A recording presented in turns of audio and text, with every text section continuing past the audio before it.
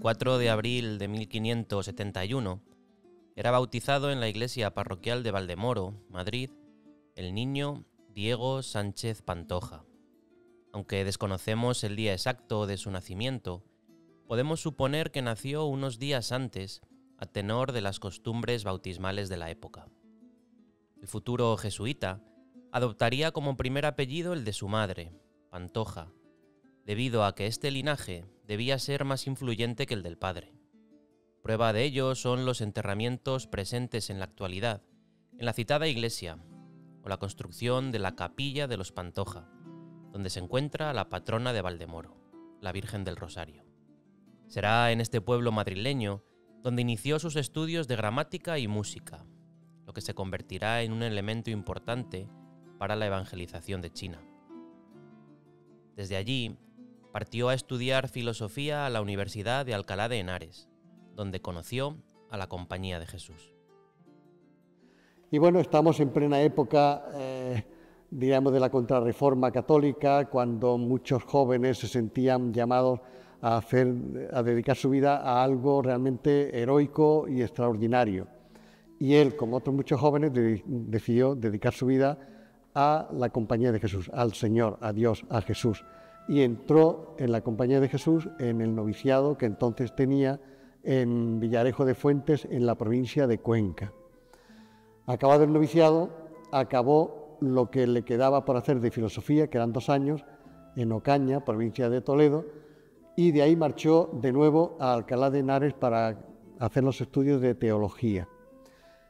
Y al acabar la teología, dio la casualidad que pasó por Alcalá de Henares el procurador de la provincia jesuítica de Japón, con permiso para reclutar misioneros, para reclutar voluntarios. Y uno de ellos, imaginemos a Diego Pantoja, en plena juventud, con la generosidad propia de un joven, con la motivación de todos los ejercicios espirituales que había hecho, la espiritualidad ignaciana, pues siempre en desear dar el más, pues se ofreció para ir a misiones.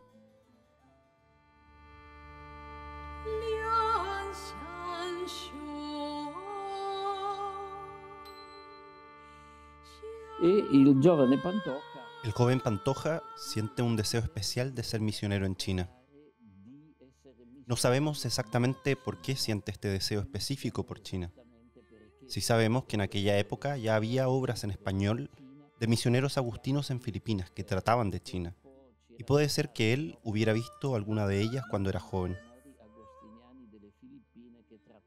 En cualquier caso, mientras estaba en el noviciado y poco después de su ordenación en Alcalá, pasó por Alcalá el procurador de las misiones de Oriente, especialmente de Japón, que había venido a Roma para una congregación, una reunión de autoridades jesuitas, y que por supuesto pasó para hablar a los jóvenes jesuitas y entusiasmarles con la misión de Oriente.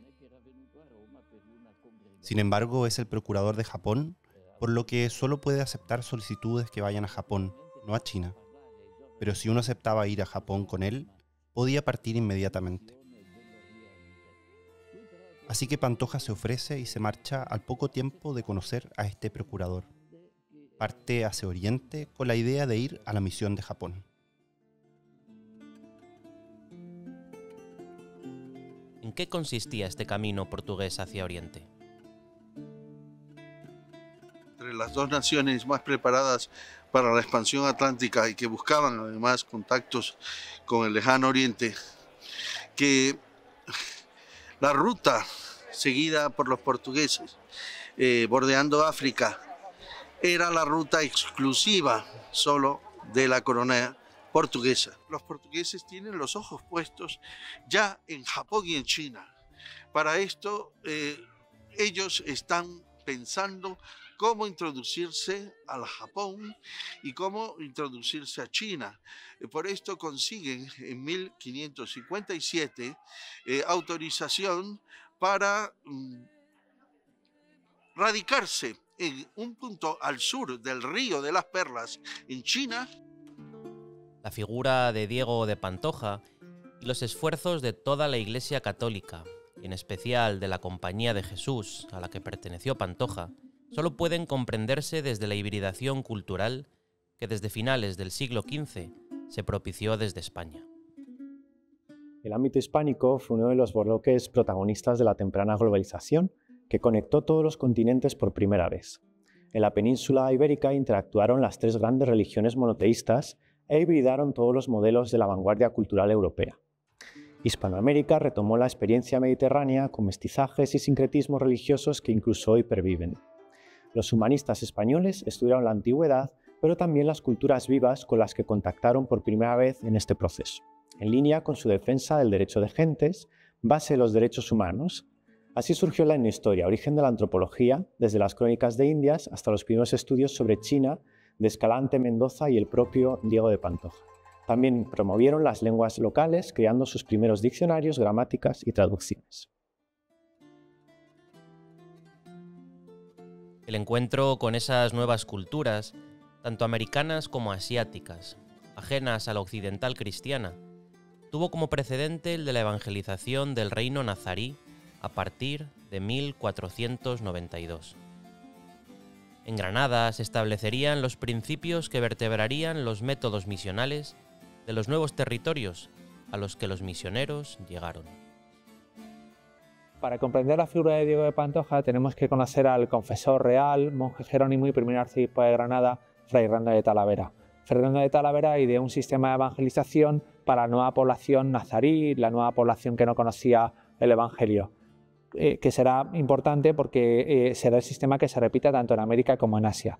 ¿Cuáles serán los puntos de este sistema de evangelización? En primer lugar, el uso de la lengua nativa, el uso de la lengua vernácula. Para ello se utilizarán los catecismos, que serán en la propia lengua, diccionarios y gramáticas, y el uso de esta lengua en la liturgia. Esto será importante para comprender la controversia de los ritos, también la lectura de la palabra de Dios en la propia lengua. En segundo lugar, tendríamos que señalar el uso de la música. La música local será esencial para transmitir el Evangelio, para dar esa catequesis. En tercer lugar, tendremos la importancia del arte. Se utilizarán las formas artísticas conocidas, las formas artísticas que conocía esa nueva población, y además se utilizará la imprenta para esas estampitas que ayudarán a consolidar la fe. Este será el sistema que se exportará, como digo, tanto a América como a Asia y del que se servirá el padre Diego de Pantoja. Si importante fue la ruta portuguesa en la evangelización de China y toda Asia, no lo fue menos la conexión entre Asia, América y Europa. Las rutas comerciales eran también vías de transmisión de ideas y de evangelización, además de ser uno de los hitos de la inculturación. A partir de 1565 es cuando Andrés de Urdaneta, que era un cosmólogo militar, pero también era religioso, Andrés de Urdaneta era agustino y fue realmente quien creó el tornaviaje. El tornaviaje es el viaje de regreso desde Filipinas. A partir de ese momento, haciendo una ruta mucho más larga, subiendo, va a llegar esa nao, ese galeón de Manila, o nao de la China, va a llegar precisamente desde Filipinas hasta lo que es distintos puntos en México. Ese es su destino principal, México, con distintos puntos, Acapulco, San Blas, en Baja California, la costa de Nayarit. Cada uno de estos galeones además va a tener un nombre diferente. Y lo que van a intercambiar van a ser estándares de plata. Plata se lleva de México, y de Asia se van a traer, desde las Molucas se van a traer especies como el comino, la canela, la pimienta. Se van a traer también otros elementos. Desde Japón, por ejemplo, se van a traer biombos importantísimos, porque todo esto se va a ir transformando. Biombos, espadas, mantones, ese mantón de Manila, ¿no? Todo esto se va a ir transformando además a la llegada a México, y se va a reutilizar todos estos materiales. Bueno, por supuesto, tafetanes, seda, etcétera, ¿no? Todo esto se va a reutilizar para la liturgia católica en México. Hay determinados artes, como es por ejemplo la laca japonesa, se va a traer también, y en México con el paso, porque claro, llegamos a Acapulco en el barco y el barco tiene que llegar hasta Veracruz. Al llegar a Veracruz pasa todo esto por tierra, ¿no? En distintas rutas por tierra, y desde Veracruz va a llegar hasta el puerto de Santa María, por donde entra hasta Sevilla, ¿no?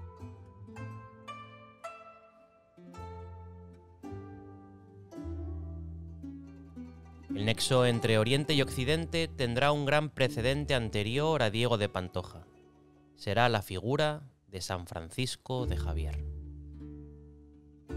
Es preciso remontarnos a una figura básica en la historia de la evangelización, en la historia de las misiones, de la misionología, que es San Francisco Javier, este navarro que se dejó inspirar por Ignacio de Loyola y por otros compañeros y puso rumbo a Oriente, sustituyendo a un compañero que se había puesto malo. Él se ofreció y ya no volvió a pisar Europa. Francisco Javier, ya sabemos, él tiene una serie de rutas a lo largo de entre, digamos, Goa y Yamaguchi.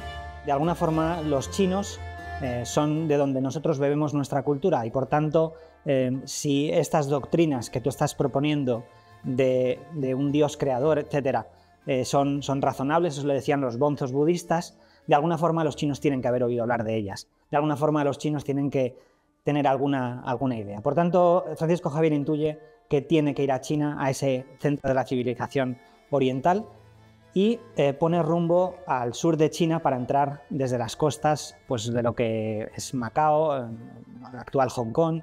En este caso, él da en la isla de Sanchuantao, o sea, la isla de Santian, que se dice. Bueno, Francisco Javier sale de Japón convencido de que se ha encontrado con algo que es diferente de lo que él había visto en India, en las Molucas, en otras costas.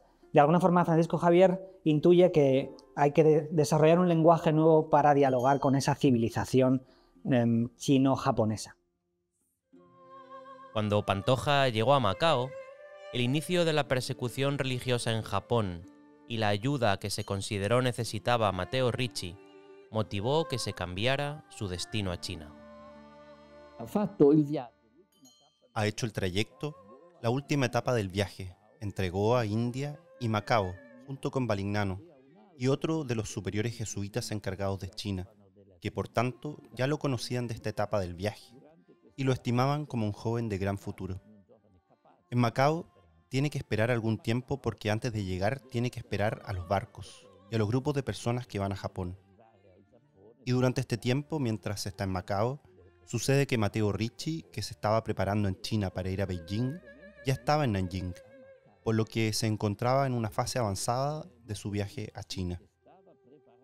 Ya había hecho un primer intento de ir a Beijing, pero se había vuelto atrás porque las condiciones no eran todavía favorables, y estaba en Nanjing, tratando de preparar, por así decirlo, la etapa, la expedición, para el último tramo hasta la capital.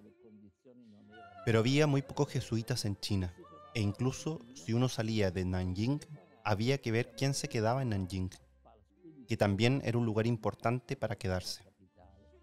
Así que los superiores enviaron a un par de misioneros capaces de Macao para apoyar a Ricci, y también eligieron a Pantoja, que estaba allí y que por eso se sorprendió un poco, muy gratamente, de que se cambiara su destino original de Japón por China, que era lo que él había querido desde su juventud. Así que no fue su presión, su voluntad, sino como una disposición de la providencia.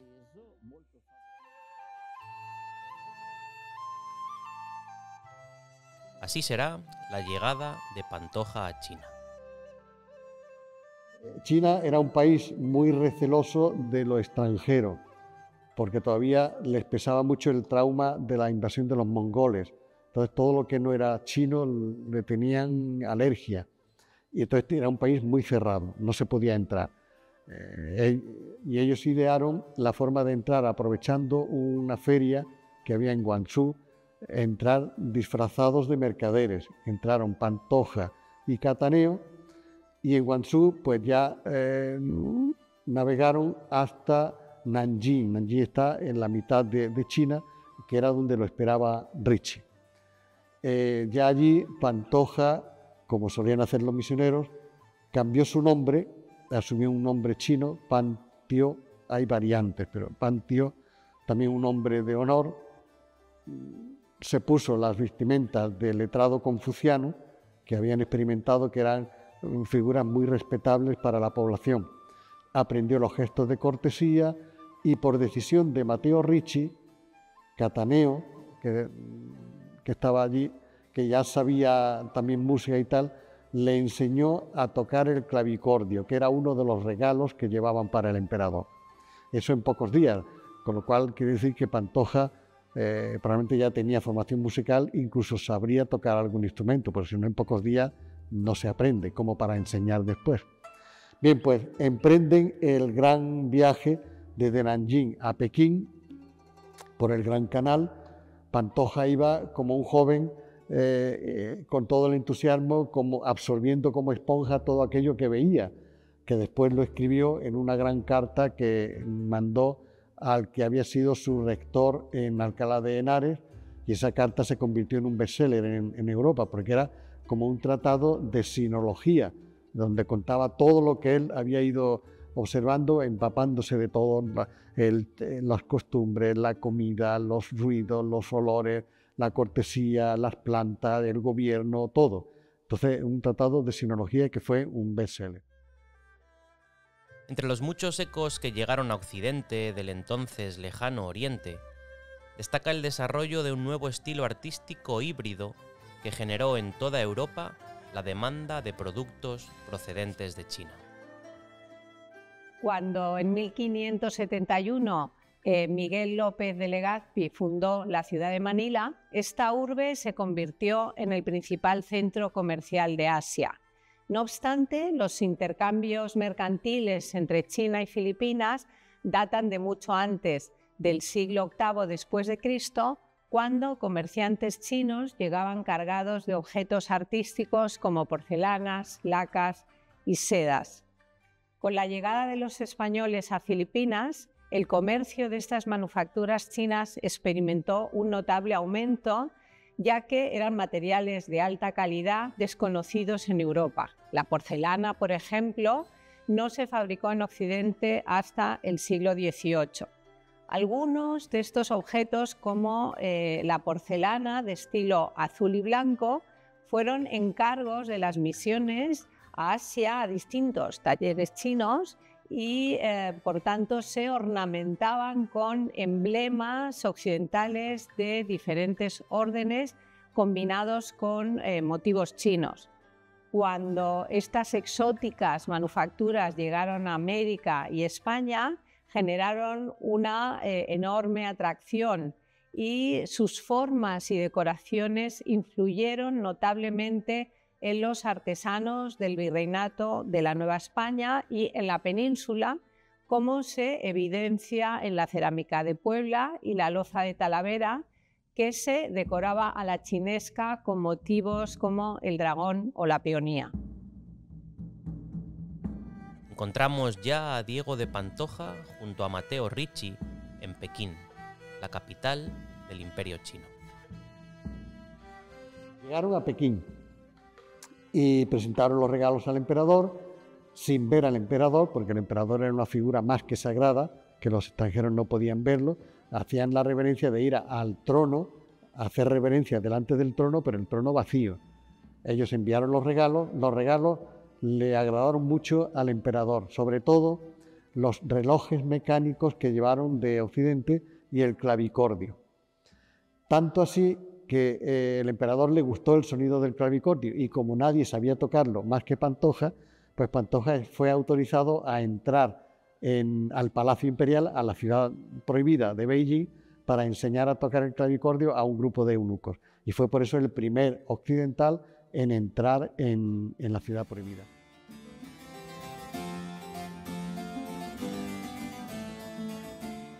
Llegaron a Pekín. El emperador le dio permiso para instalarse, incluso le dio una especie de pensión, y desde entonces empieza un periodo muy florido de la misión cristiana en Pekín, donde hicieron muchos conversos, con la política que había diseñado Matteo Ricci, que era la inculturación, que consistía en utilizar lo más posible la propia cultura, empezando por el lenguaje, la terminología teológica para referirse a Dios, los vestidos, los conceptos para volcar en ellos la teología cristiana, etc. Y así pues llegaron a hacer una cristiandad que llegó a ser bastante floreciente. Murió Ricci y Pantoja tuvo un gran éxito, que fue que gracias a su gestión consiguió que el emperador le regalara un terreno para sepultar a Ricci. Era el primer extranjero que se enterraba en Pekín, y eso se debe a Pantoja. Y eso significaba no solamente un enterramiento para Ricci, sino era un espaldarazo del emperador a los jesuitas, a la misión cristiana, era darle como un asentamiento más definitivo. Después, una vez que murió Ricci, Pantoja siguió escribiendo libros en chino. Hay un libro más conocido que se llama Las 7 Victorias, es como lo traducen al español, que trata de los 7 pecados capitales y las 7 virtudes opuestas. Eso fue también un libro que tuvo mucho éxito en China. Pantoja hace evangelización apostólica en los pueblos de los alrededores de Beijing, cosa que Ricci no hacía porque estaba, digamos, todo el tiempo parado en Beijing para las relaciones con la clase culta y los estudiosos. Así que aquí Pantoja, de joven, también tiene una actividad, digamos, apostólica, y también sigue siendo famosa una de sus obras catequéticas. Por ejemplo, la traducción en chino de la Pasión de Jesús, que luego se utilizó también el Domingo de Ramos y durante la Semana Santa, para leer en chino lo que se decía durante las celebraciones litúrgicas y las oraciones. Fue realizado por Pantoja y estuvo vigente durante más de 300 años, hasta hace muy poco. Luego Pantoja es un hombre de grandes posibilidades culturales y apostólicas.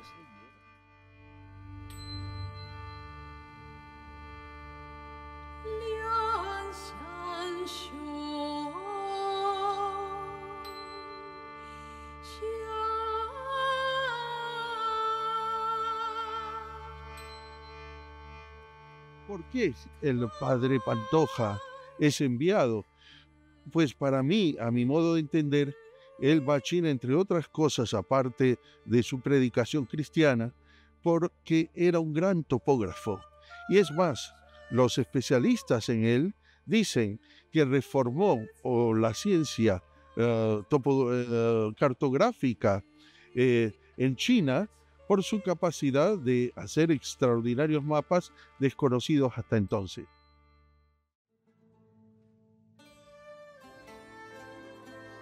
Entre sus grandes aportaciones a la cultura china, destaca su trabajo lingüístico que se mantiene hasta la actualidad. Sabemos que las lenguas orientales son tonales, es decir, que un mismo sonido, dicho con distinta nota, significa cosas distintas. Y esto era un problema a la hora de transcribir y de estudiar estos idiomas. Pues ya la transcripción moderna del chino la empezó Ricci. Otro jesuita, Lázaro Cataneo, identificó que aquellos tonos del chino se corresponden con los 5 tonos del pentagrama nuestro. Y Pantoja añadió un modo para señalarlos, para indicarlos, que era utilizando el signo grave, agudo y circunflejo, y después el signo de vocal corta y vocal larga. Con estos 5 señales indicaba el tono de un sonido, y eso facilitó mucho el progreso, el estudio del chino, y de ahí pues probablemente viene el pinyin, que es la transcripción actual del chino. No queremos olvidar tampoco su tarea científica dentro de la corte imperial. Conservamos hasta el presente algunas aportaciones de Diego de Pantoja al campo de la ciencia. Queremos destacar sus innovaciones en el ámbito de las matemáticas. En concreto, señalamos la importancia que tuvo el que terminara la traducción de la obra Elementos geométricos de Euclides. Dicho texto lo empezó a traducir Matteo Ricci, junto a algunos compañeros jesuitas, pero se le debe a Pantoja la conclusión de la traducción y su divulgación entre los círculos académicos. Dicha traducción puede leerse hasta la fecha. Pantoja destacó especialmente en sus aportaciones al campo de la astronomía. Considerado astrónomo imperial, el jesuita ayudó a corregir el calendario astronómico chino. Esto supuso un cambio en la concepción de la ciencia horológica, la que se encarga de medir el tiempo. Para ello redactó el libro ilustrado sobre el reloj de sol. La importancia que Pantoja concedió a la medición del tiempo se prueba también en que dedicó muchos esfuerzos en construir relojes que regaló en la corte imperial. Destacó también en sus aportaciones junto al resto de sus compañeros en el campo de las ciencias hidráulicas. las consecuencias de la muerte del gran Matteo Ricci supusieron un giro en la obra y misión de Pantoja.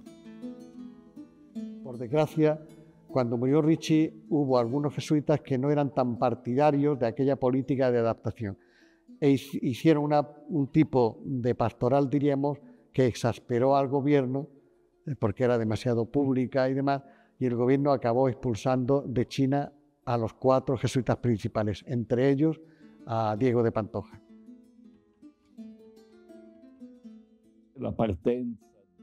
La salida de Pantoja y su compañero de Ursis de Beijing el Domingo de Ramos se produce con la celebración del Domingo de Ramos y la lectura de la Pasión de Jesús, que había sido puesta en chino por Pantoja con los abrazos y las despedidas y las lágrimas de la comunidad china. Es un momento extremadamente emotivo en la vida de este gran misionero.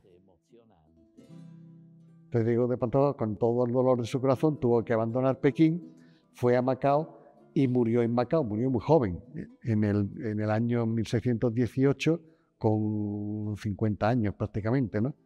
Y no se sabe dónde está ni siquiera su tumba, porque fue enterrado en una iglesia que ardió y las tumbas de todos los que había pues se ha perdido. Pero queda en la memoria. Su santidad, el Papa Francisco, el obispo de Roma, reconoce también la huella que el jesuita Diego de Pantoja dejó en la sociedad china y sus enseñanzas para la vida de la Iglesia en el presente. Santa Marta, 5 de diciembre de 2023.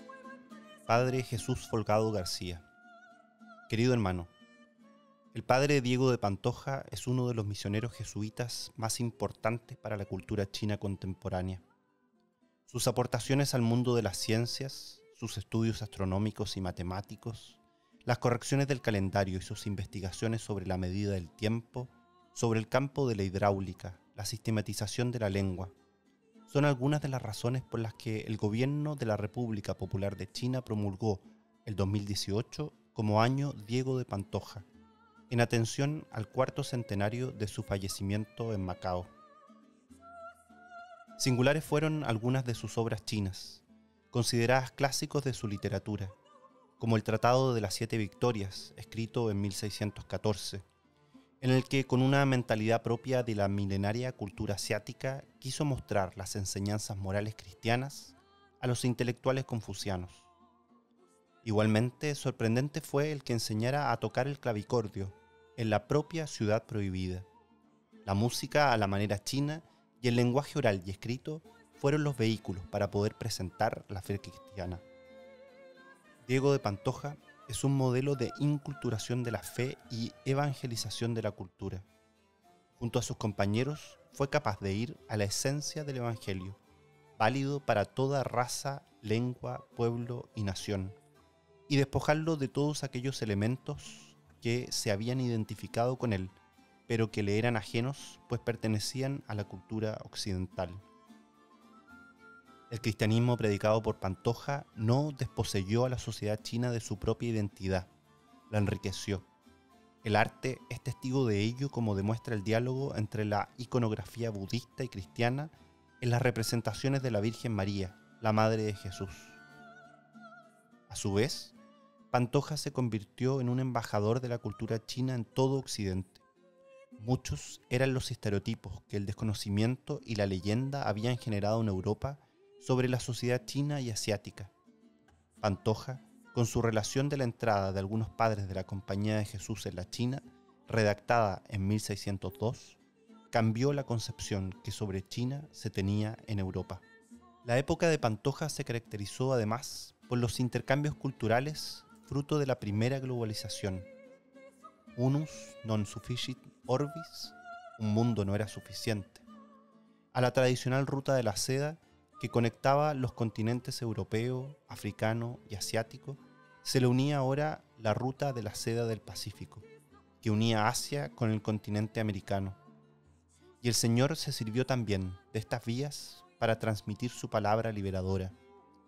Junto a los diversos productos comerciales, iba también el Evangelio.